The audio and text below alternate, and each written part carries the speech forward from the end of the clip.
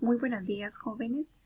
Vamos a desarrollar el tema el régimen soviético y sus aliados en Europa del Este y el resto del mundo en nuestra materia de estudios sociales. No sin antes recordarle que el día de mañana tenemos nuestro laboratorio corto, así que para que usted, ¿verdad?, lo tome en cuenta y lo tenga a la vez ahí a la mano, ¿verdad? Anotadito que se va a desarrollar el día de mañana. Muy bien, vamos a desarrollar a la vez la explicación de nuestra agenda preparada para esta oportunidad. Vamos a iniciar mencionando el por qué es que se desarrolla este tema, ¿verdad? Y es que tenemos a partir de 1917 jóvenes aproximadamente en el que se llevó a cabo una revolución que transformó, en este caso, a Rusia, ¿verdad? ¿Por qué razón? Porque resurge una ideología socialista. Y digo resurge porque acuérdese que esto se llevó a cabo precisamente o es producto de lo que es la Primera y Segunda Guerra Mundial. Entonces, por eso es que se dice que se fue transformando a Rusia con lo que es la ideología socialista y comunista. Estas dos ideologías son representadas por dos bandos o grupos en los que pues tenían sus aliados en el que se fueron incorporando durante el desarrollo de lo que es la Segunda Guerra Mundial. Ahora, tenemos también en lo que de esos dos grupos que ya le mencionaba, podríamos reconocerlo también como bloque de países, en los que unos eran representados por la ideología socialista.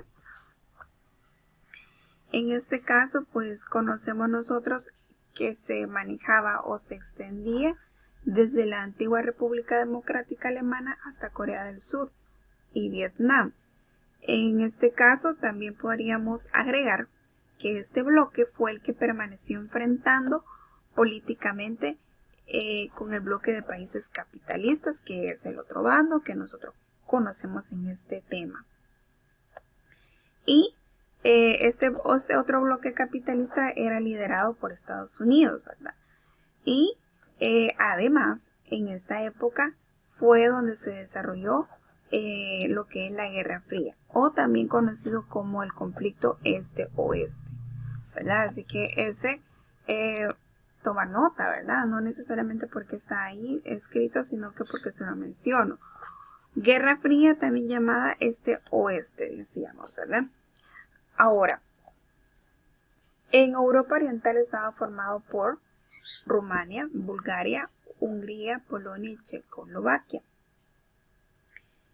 Esto, ¿verdad? También vamos a agregar en el que el papel fundamental que jugó la Unión Soviética en su liberación permitió que los partidos comunistas y socialistas, que eran los dos bandos que ya mencionamos, en este caso, pues llegaran al poder e imitaran la forma de organización política y económica que la URSS necesitaba, ¿verdad? El gobierno que ejercía era de forma dictatorial y los ciudadanos en este caso, fíjese usted, que carecían de cualquier tipo de libertad de opinión.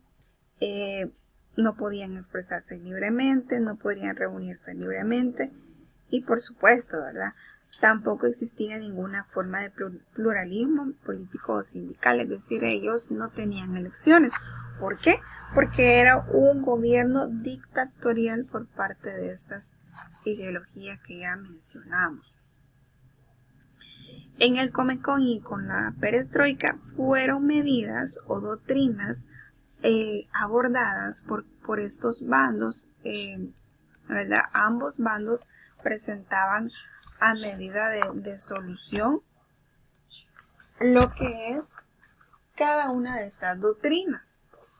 tanto el Comecon como la perestroika pues tuvieron su desarrollo, y ahí es donde nosotros podemos ver realmente sí, de qué manera es que estos se desarrollaron y qué tanto progreso le traían también, ¿verdad?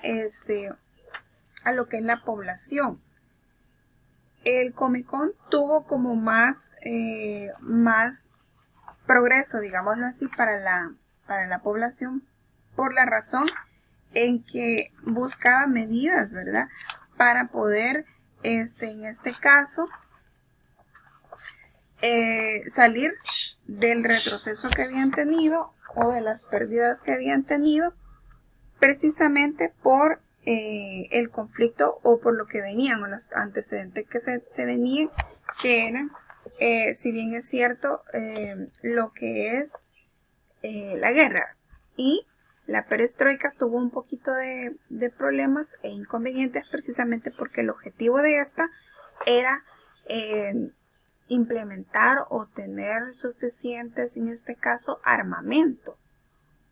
Y aquí tenemos agregado que el Comecon fue firmado en el año 1949 por parte de la Unión Soviética, ¿verdad? Y ahí le está aclarando. Y el proceso de la perestroika fue también conocido como proceso de renovación, iniciado por Mikhail Gorbachev.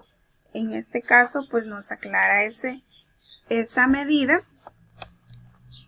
Y además he agregado el objetivo de lo que era la perestroika, que era lo que ya le mencionaba básicamente. Era abastecer principalmente la industria pesada y los suministros militares. Diferente al Comecon, que esta era pues más que todo, esta organización, decíamos, era un mercado común entre los países socialistas. Y el Comecon, en este caso, tenía como finalidad la ayuda y colaboración económica entre los países miembros.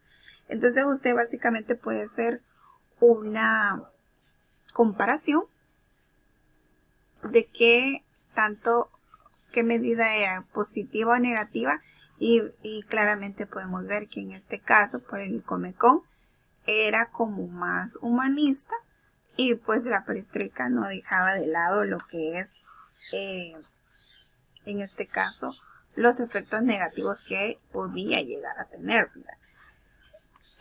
No sin embargo, ¿verdad? Lo que es el camino de la perestroika fue durante 7 años en los que pues se desarrolló por parte de la Unión Soviética, y a pesar, como decía, que los efectos no eran tan positivos en este caso para lo que era la población. Son acontecimientos o puntos claves, jóvenes, que podríamos agregar y mencionar con respecto a este régimen soviético.